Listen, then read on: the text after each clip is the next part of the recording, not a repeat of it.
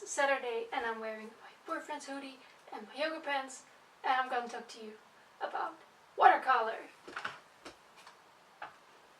Little disclaimer, I have not been educated in watercolor in any form. I didn't go to art school or something, but I've been painting with it for about 2 years, and I filled all these sketchbooks with it, so I think I've got some experience. And I learned some things along the way while filling these books, and I thought it's nice to share them with you today. Let's go! Hi! So, if you want to paint things with watercolor, you need watercolors. They come in different sizes and shapes and stuff, and there is pens like these. This is dry and it's like little squares, or sometimes they're round. And then there is tubes like these guys. That's not. And there is liquid watercolors. I gave these new labels, so this is not the original ones. With these you have to add water, with these as well, and these are already liquid. I can show you a bit how they work.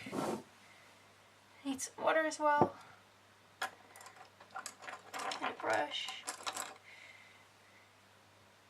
So with these you would go like this. Oh, my brush is really dirty, apparently. That's more like it. With the liquid ones you can just dip it in.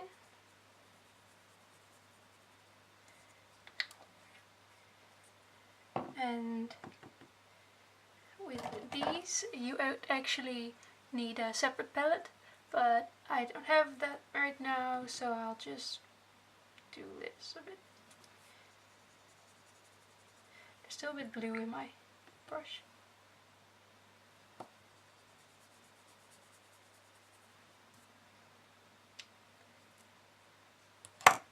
So that's how they work. It's pretty real red. I like to use pens because they're really portable and nice, and with these you need a separate palette, and I'm too lazy to get that. And with those you they're kind of not really easy to mix, because you can't like put them on the palette. You could pour them, but that's kind of I don't know.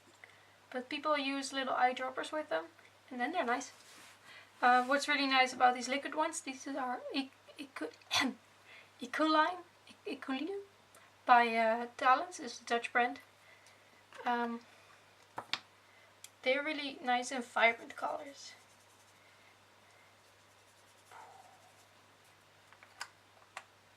So that's really cool about them.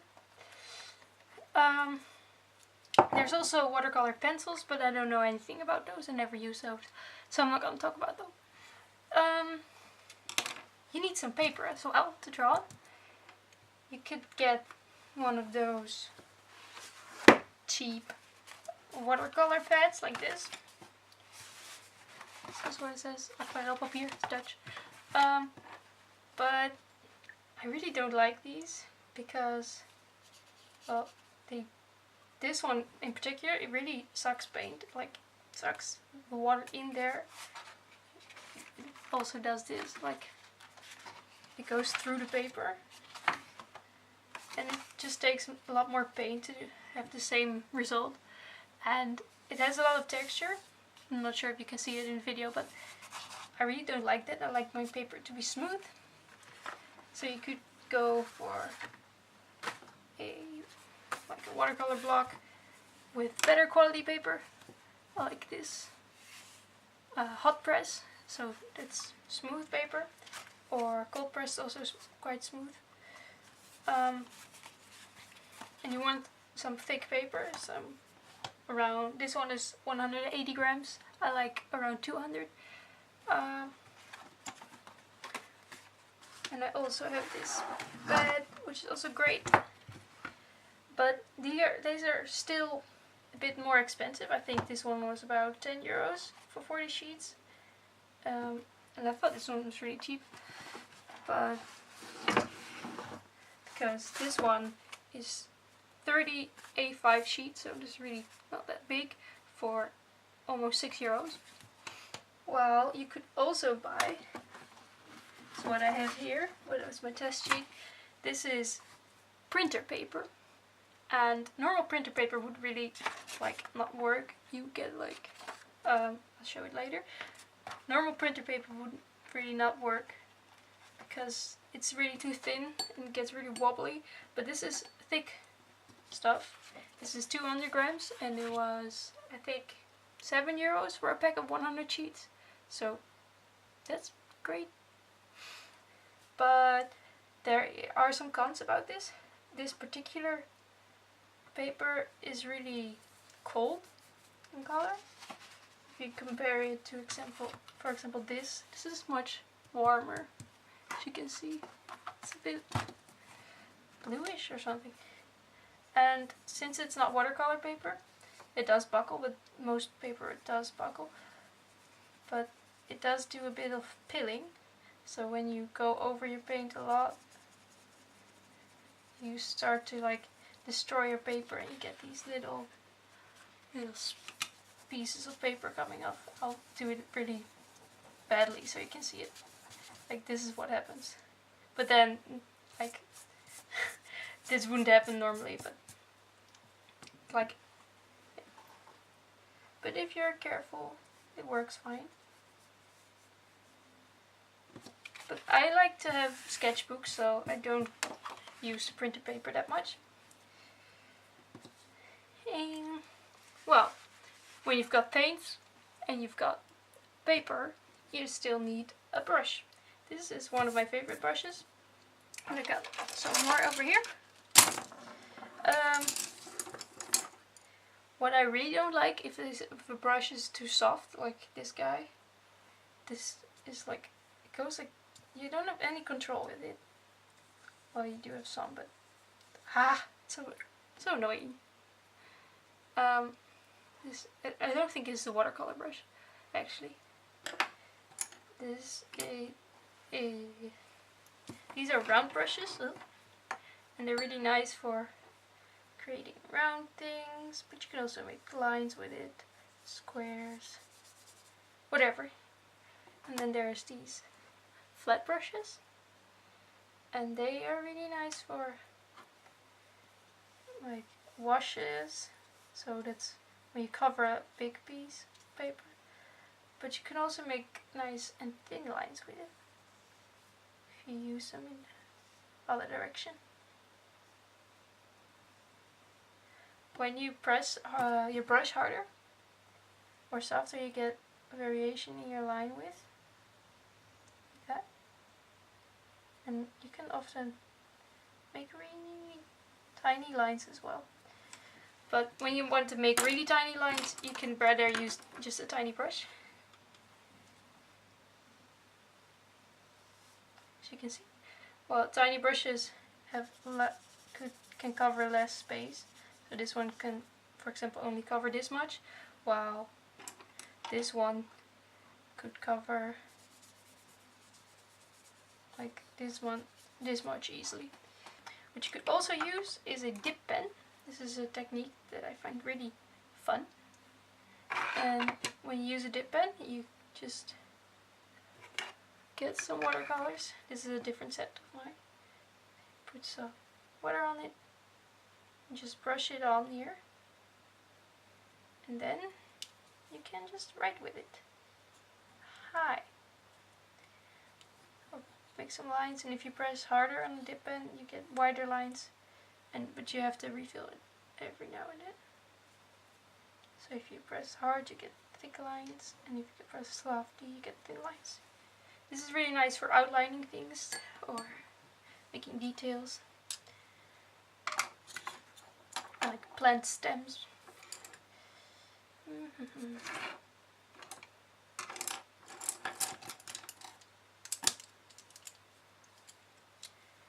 When you are done with drawing. You can easily wash your brushes by just putting in water, or with some, there's special brush soap, but I don't use it. I use regular hand soap. It works fine. You just brush it over it and put it in your hand like that and rinse it and you're good to go. By the way, what I forgot to say was the difference between cheap paints and expensive paints is is how fast they activate. So if you get your brush and just, for example, this green one's really bad, go over it a few times like that. You have paint like that. While if you would do that, for example, with this one, this is more expensive. You get really saturated. Or if you just lightly touch this orange, you have hardly any color, you see. While if you hardly touch this, you get quite some color. And this one and that one as well, are by the way normal tube paint that I just pushed in here, like not pushed, like squeezed. And then just dry it up and you can use it just like you use pen stuff. Works fine. I do see a lot of professionals use these tubes, but I really don't get why they're much better than those. If you want to make some art with your watercolors, you're gonna want to sketch something first. Maybe you're like doing it right on paper, but a lot of people like to sketch. And if you use a pencil, for example, you draw a cat, and you go over that with some watercolor, make it a pink cat. And you then want to erase your lines. That's not possible. If you try like this, you will smudge it first, so please let your paint dry. You will also ruin the paper if it's still wet and you go over it with the eraser. But when it's dry, you can still not erase pencil that's under the watercolor. So you will always see it because the watercolor is transparent. What you can do is like use that. Maybe you like the pencil edges, make them a bit darker. But you can also like erase them before and just keep them really, really light that way, so you hardly see them. You could also use some watered down paint. So you just take a little paint, put it on your pen, your palette. This is where I mix my colors. And just add water. When my brush is too wet, I normally just take it between my fingers and pull it through so it's much drier. And then my hands get dirty, but I don't mind. And you could also sketch with paint, and you won't see that anymore once you're done.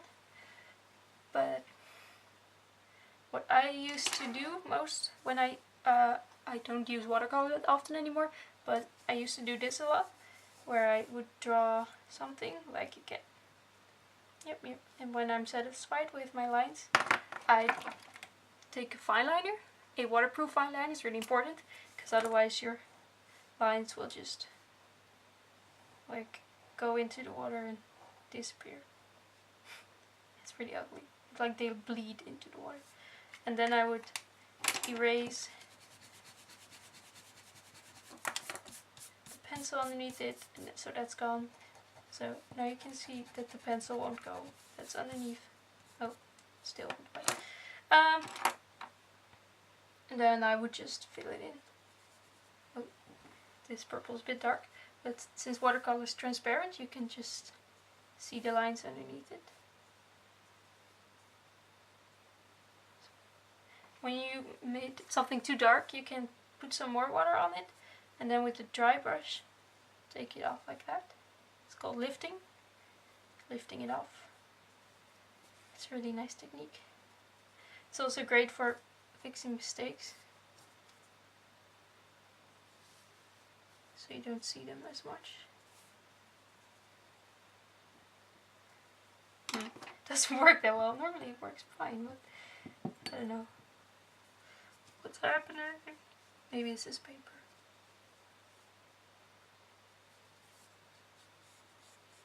We can give him a little aura. Okay.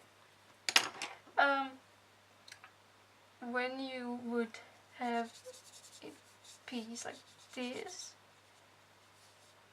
like a background for a cat or something, and you would want to fill that in with another color, you should wait until it's dry, because otherwise you get this, that they bleed into each other. So you have a piece like that and you go over it, it just bleeds in there. And if that's not what you want, if you want crisp lines, you should wait until it's dry. It's really important with watercolor to wait till things are dry. But something else you could try is Indian ink.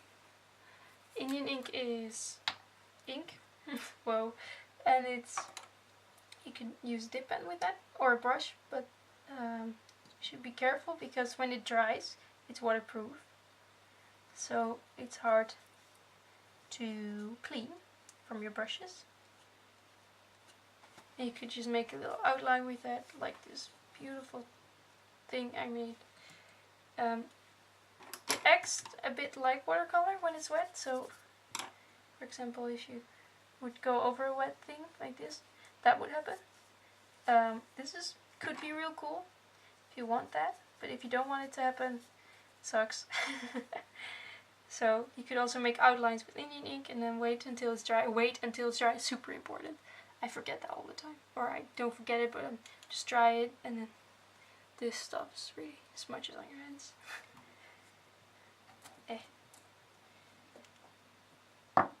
So I often try to color it too early, and then stuff like that happens. So maybe you want to make the nose of this cat white, and you grab your white pen. This is a pen that's originally from this set, and it's like white watercolor, and I don't really get it, because watercolor is transparent, so if you had white it will be no color. So this is a bit opaque, but it's not truly opaque, so see, it's not white, it's not transparent. I don't get it. It's ugly. It doesn't work. And you could say, well, I want a pastel color, so I take my mixing thing and I use some white with it. But really, it's unnecessary. It just makes your paint like a bit foggy and weird. You could just use a lot of water as well and get the same color. Oh, that's what happens when the Indian ink is not dry yet. Ugh. So you could also just use a lot more water to get the pastel look.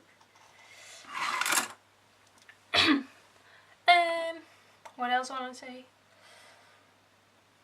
Something else you could use is masking fluid. This is this stuff. I also made a new label for this. Liquid masking film or masking fluid. Make sure you use an old brush with this stuff, because it can really mess up your brushes. Indian ink can also mess up your brushes, by the way.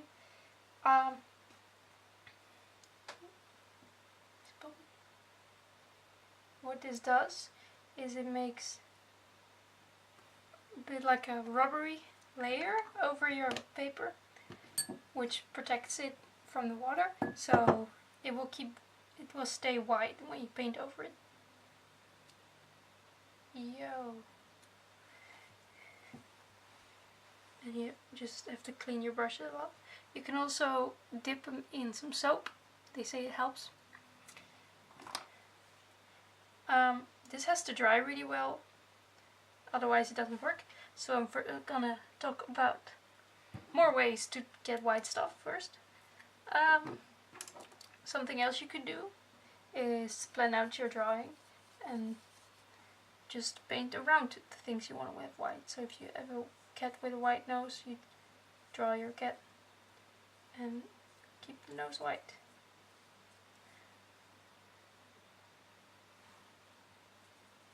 Like that, just paint around it.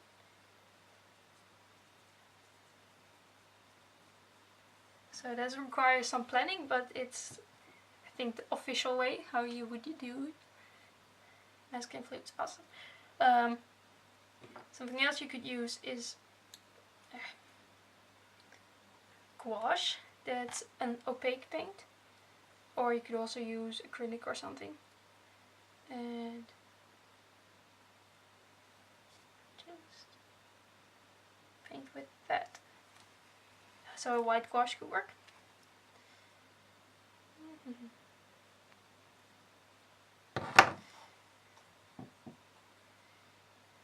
Is this dry already? Not totally.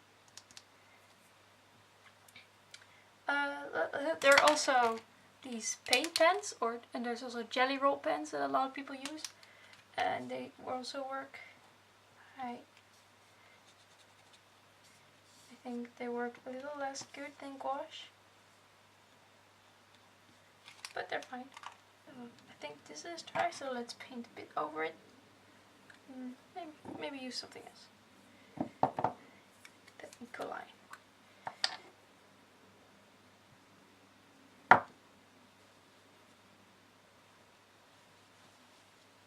So you can just go over it all the way up. And that's the Indian ink again. And as you can see, it's like water repellent. So just push it away. And when this is dry, you can rub it off. And there will be white underneath. Show some more here. Make another sample there. I don't know.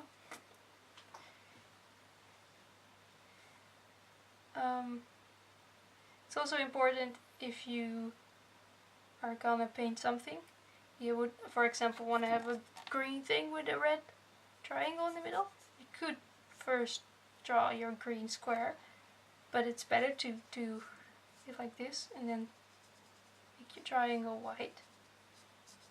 Keep it white, or use your masking fluid, and then, when this is dry, fill it in with red.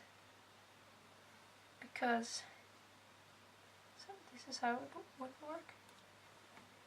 If you go with your red over here, it doesn't work because watercolor is transparent, so it mixes them. It doesn't really mix them, it like lays them over each other, and therefore you still see the green and red together. It just makes a really dark color.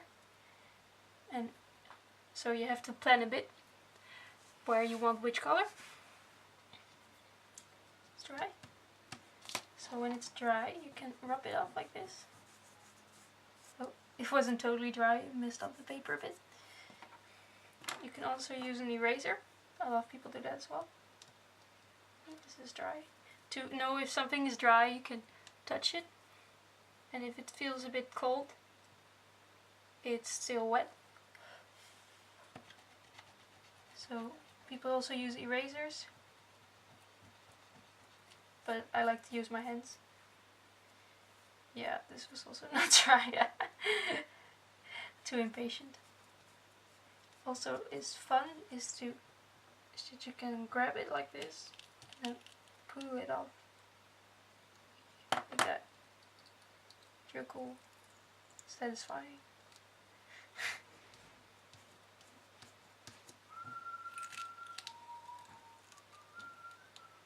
But again, you have to do this when it's dry, otherwise you mess up your paper. I think this printer paper works better with gouache than with watercolor. I don't know. Don't really like it with watercolor.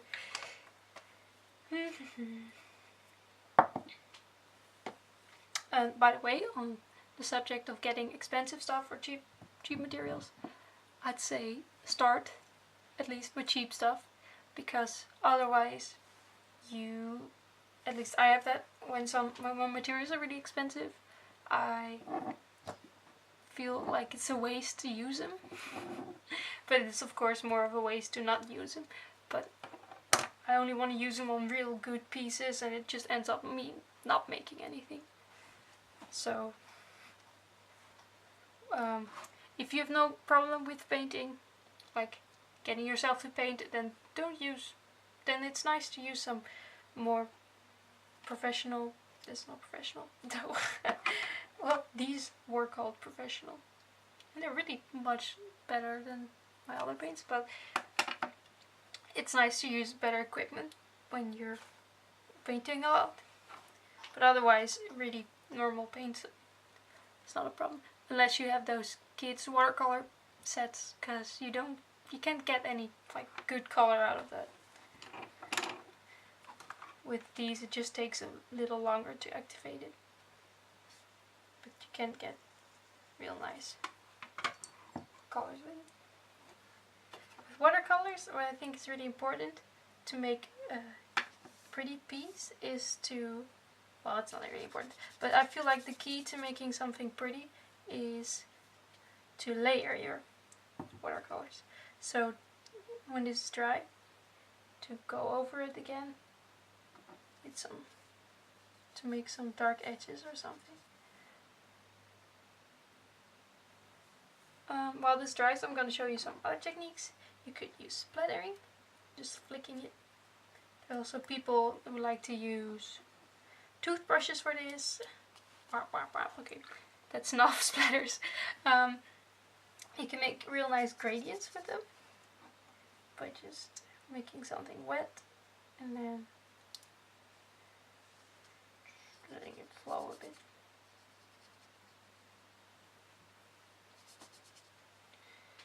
No, this is more like the wet and wet technique, where you first make your surface wet and then put paint over it and it flows.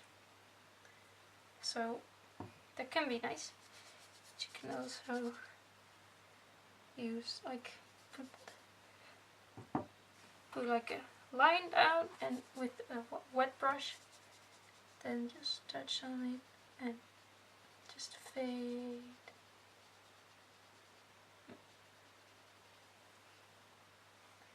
Fade it in a bit.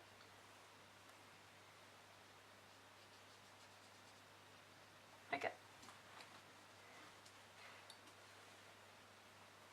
So then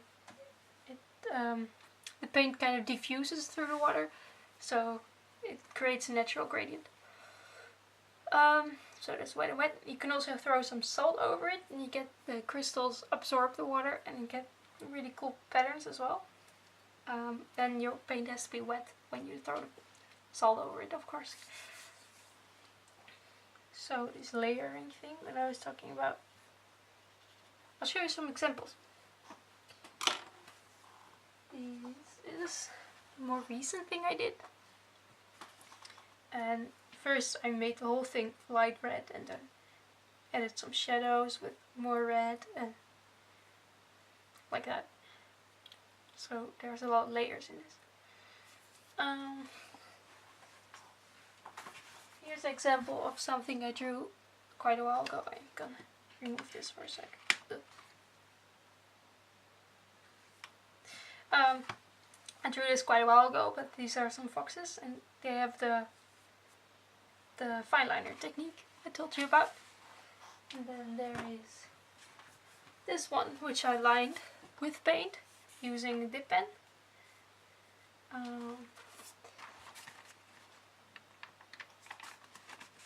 With these I also lined them with paint, but then I'd used a brush. Here's some stuff that I didn't line at all.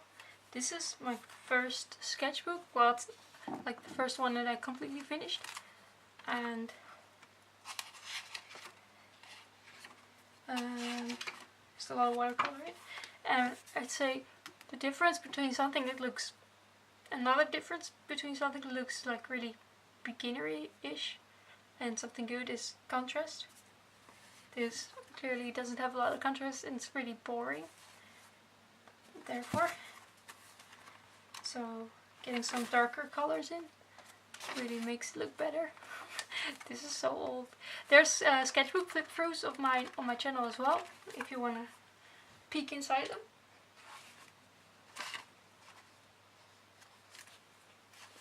Here are some drawings that I did without sketching. Just right on the paper. Then I like to sketch first. And right now, mostly erase it. But with this lamp, for example, I just kept the pencil line so you don't really see them, because I also used paint to outline it and go over it, and then it's darker than my pencil lines. I think I erased them a little bit though.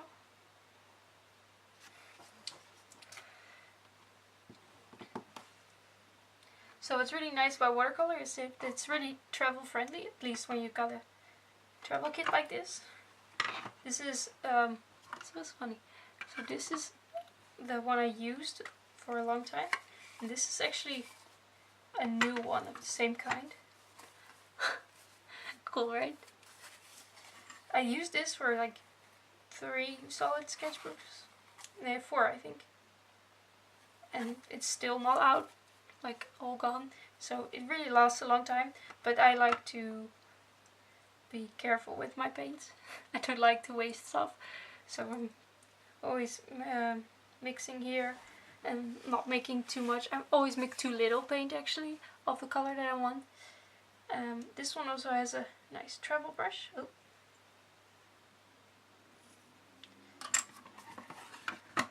But you could also get these cool water brushes. They can be filled up with water actually. They have a reservoir for it, but I can't really use that well. So I just use them like a normal brush, but they have a cap, which I really like. And these are really tiny, like short, so they fit in my pencil case. But with the cap, they don't get messed up in your bag. They're also like brush cases that roll up. They also protect your brushes, but I don't have one of those, so I mostly take these cases. You can just close them. Make sure there's no wet paint in it though. And I use for my water when I'm traveling these film canisters. They're really nice because they are waterproof when you close them. You can just take multiple of them if you think they're too small. Be a bit careful with opening them, but then you can just close them off, put them in your bag, and they won't leak. Test it first though. So the best way to learn this is by doing it, and I'll see you next week. Bye! I don't see you next week. What's this bullshit? I don't do videos every week. I don't have time for that. See you next time. Next time will be my... I think I'm gonna make a video for my draw-anniversary. That's not a word. It's 2 years ago almost, like in a couple of weeks, since I started my first sketchbook. I've been drawing before that, of course, but it's my, like 2 years I've been drawing daily, or almost daily, so I'm gonna make a video about that, about my progress and how I learned stuff, and do a little giveaway. See you there.